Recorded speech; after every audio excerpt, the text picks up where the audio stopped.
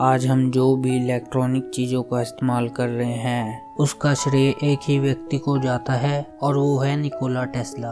इन्होंने उस दौर में एसी करंट का आविष्कार किया जब डीसी करंट प्रचलित था, जो आज वाहनों की बैटरियों में पाया जाता है। पर इससे बड़ी मशीनों को चलाना मुश्किल हो जाता था और दूरी बढ़ने के साथ साथ इसकी वोल्टेज भी कम होती जाती थी, जिसके कारण निकोला टेस्ला ने एसी करंट का आविष्कार किया। तो चलिए जानते हैं इनकी जिंदगी के बारे में।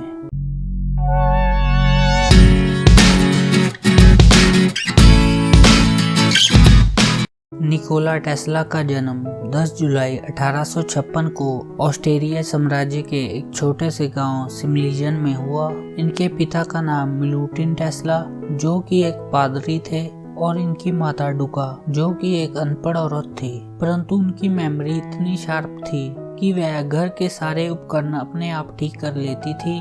निकोला अपनी तेज बुद्धि का श्रेय अपने जेनेटिक्स को देते थे, जो कि उन्हें उनकी माता द्वारा मिले थे। टेस्ला 5 भाई बहन थे। जब टेस्ला महज 5 वर्ष के थे तो इस दौरान इनके बड़े भाई की मृत्यु एक एक्सीडेंट के दौरान हो गई थी। टेस्ला ने अपनी शुरुआती पढ़ाई अपने गांव के स्कूल से की, परंतु ठीक 1 साल बाद वह अपनी फैमिली के साथ गॉस्पिक टाउन के आसपास बस गए, जहां इनके पिता एक पादरी के रूप में कार्य करते थे। और यहीं टेस्ला ने प्राइमरी से लेकर मिडिल स्कूल तक शिक्षा प्राप्त की और 1870 में टेस्ला हायर स्कूल अटेंड करने के लिए कार्लोविक चले गए, जहां उन्हें अपने फिजिक्स प्रोफेसर द्वारा बिजली बल्ब के बारे में बताया गया, जिनसे प्रेरित होकर वह इस अद्भुत फोर्स के बारे में और अधिक जानने की कोशिश करते रहते थे। टेस्ला का दिमाग इतना तेज था कि वह इंटीग्रल कैलकुलस को अपने दिमाग में ही सॉल्व कर लेते थे, जिसे देखकर उनके अध्यापक यह सोचने के लिए मजबूर हो जाते थे कि यह लड़का चीटिंग कर रहा है। और सन 1873 वह वर्ष था जिस वर्ष टेस्ला ग्रेजुएट हुए और अपने गांव वापस आ जाते हैं, और घर पहुंचते ही उन्हें हैजा हो जाता है, जिसके चलते वह 9 महीनों तक बिस्तर पर ही पड़े रहे, जिसे देखकर उनके पिता, जो कि चाहते थे कि वह भी उनकी तरह एक पादरी बने, उन्हें बीमारी से उभारने के लिए एक वादा करते हैं कि यदि वह बीमारी से ठीक हो जाते हैं तो वह उनका एडमिशन एक बढ़िया इंजीनियरिंग स्कूल में करवाएंगे। परंतु इस बीच ऑस्ट्रेलियन आर्मी की अनिवार्य भर्ती शुरू हो जाती है, जिससे बचने के लिए टेस्ला जंगलों में भाग गए और वहां प्राकृतिक वातावरण के कारण लंबी बीमारी से जूझ रहे टेस्ला ठीक हो जाते हैं। और फिर इन्होंने 1875 में एक स्कॉलरशिप के द्वारा ऑस्ट्रेलियन पॉलिटेक्निक यूनिवर्सिटी में दाखिला लिया, और अपने यूनिवर्सिटी के पहले साल में टेस्ला किताबों में ही खोए रहते थे, जिसके कारण वह एक ग्रेड के छात्र बन गए।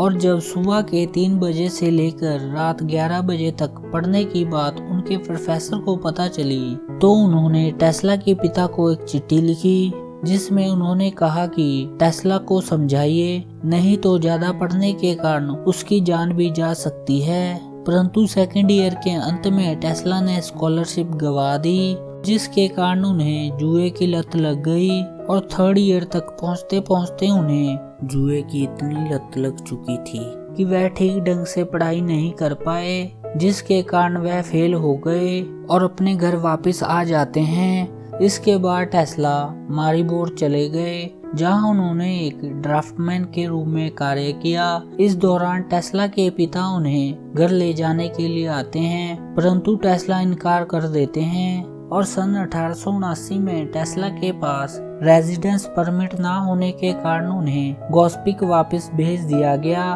परंतु जब वह घर वापस आए तो लंबी बीमारी के चलते उनके पिता की मृत्यु हो जाती है। इसके बाद सन 1881 में टेस्ला बुदापेस्ट चले गए, जहां उन्होंने टेलीफोन एक्सचेंज में एक टेलीग्राफर के रूप में कार्य किया और सेंट्रल स्टेशन के इक्विपमेंट में बहुत ज्यादा सुधार किए, जिसे देखकर तिवादर पुस्कस उनसे इतने प्रभावित हुए कि उन्होंने टेस्ला की जॉब पेरिस में कॉन्टिनेंटल एडिसन कंपनी में लगवा दी, जो कि डायरेक्ट करंट के इन्वेंटर थॉमस एल्वा एडिसन की कंपनी थी और जहां पर टेस्ला का काम शहर में लाइटिंग सिस्टम को इंस्टॉल करना था।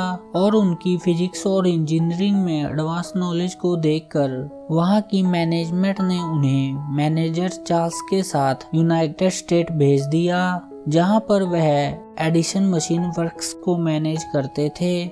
और यहाँ पर टेस्ला को विशेष प्रकार का स्ट्रीट लाइटिंग सिस्टम डेवलप करने का प्रोजेक्ट दिया गया, परंतु इसके लिए हाई वोल्टेज की रिक्वायरमेंट थी। पर Edison system low voltage system पर आधारित था, जिसकी सबसे बड़ी समस्या यह थी कि दूरी बढ़ने के साथ साथ इसकी वोल्टेज भी कम होती जाती थी, जिसके कारण थोड़ी सी दूरी पर ही इसके पावर स्टेशन लगाने पड़ते थे, जिसके कारण इसकी कॉस्ट भी बहुत अधिक होती थी। और एडिसन का डीसी सिस्टम इसे पर्याप्त मात्रा में बिजली नहीं दे सकता था, जिसके कारण यह सिस्टम प्रयोग में ही नहीं लाया गया। और इसके कुछ महीने बाद ही टेस्ला एडिसन की कंपनी छोड़ देते हैं। कहा जाता है कि टेस्ला का कंपनी छोड़ने का कारण यह था कि एक बार एडिसन ने उन्हें जनरेटर्स के डिजाइन को रीडिजाइन करने के लिए कहा और उन्हें $50,000 देने का वादा किया, परंतु जब टेस्ला उनके पास जनरेटर का इम्प्रूव डिजाइन लेकर आए और $50,000 मांगे, तो एडिसन ने उनका मजाक उड़ाकर कहा कि अरे तुम अमेरिकन जोक्स को नहीं समझते। इस दौरान टेस्ला अल्टरनेटिव करंट को डेवलप कर चुके थे। इसके बाद टेस्ला अपनी खोजों को पेटेंट करवाने में लग गए। इनमें वह खोजें भी शामिल थी जो इन्होंने एडिसन की लैब में डेवलप की थी।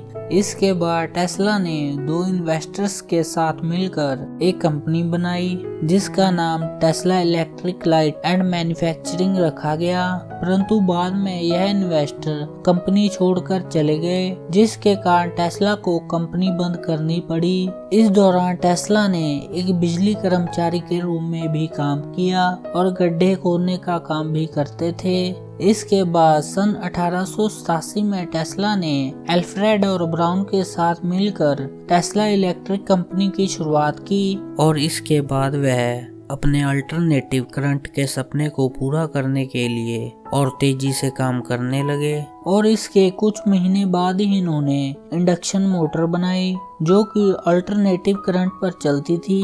इसके बाद सन 1888 में जॉर्ज वेस्टिंगहाउस को टेस्ला की बनाई एसी मोटर के बारे में पता चला, जो कि अमेरिका के बहुत बड़े उद्योगपति थे।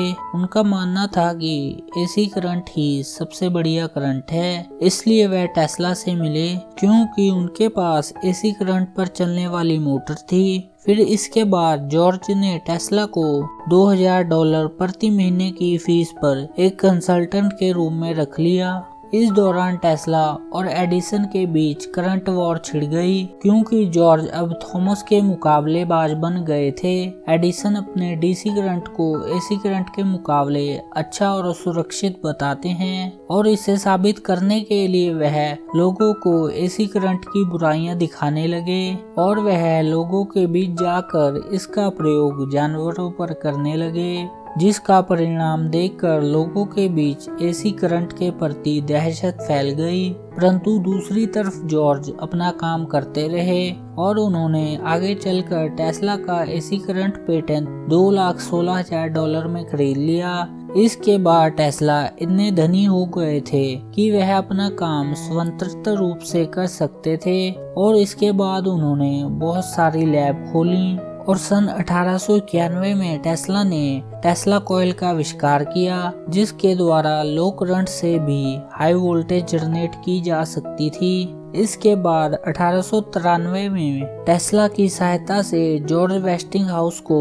नाइगरा फॉल्स से बिजली पैदा करने का कॉन्ट्रैक्ट मिलता है और 1895 में टेस्ला ने एक विशाल सिस्टम को नाइगरा फॉल में लगा दिया, जिसके साथ ही बिजली युग की शुरुआत हुई और अमेरिका के घर घर में बिजली पहुंच गई। इस बीच इन्होंने बहुत सारे आविष्कारों पर काम करना शुरू किया। इन्होंने 1890 से लेकर 1906 तक वायरलेस इलेक्ट्रिसिटी पर काम किया, जिसके द्वारा यह बिना तार के बिजली को पूरे विश्व में पहुंचाना चाहते थे, परंतु इनका यह प्रोजेक्ट फेल हो गया। इसके बाद भी इन्होंने बहुत सारे आविष्कार करने चाहे, पर वह सफल नहीं हो सके, जिसमें उनका इतना धन लग चुका था कि वह दिवालिया हो गए और अपनी जिंदगी के आखिरी समय में दुनिया को रोशन करने वाले टेस्ला की 7 जनवरी 1943 में हार्ट अटैक के कारण मृत्यु हो गई। अगर आपको यह वीडियो अच्छी लगी हो तो वीडियो को लाइक करें, चैनल को सब्सक्राइब करें और साथ ही बेल आइकन को दबाएं।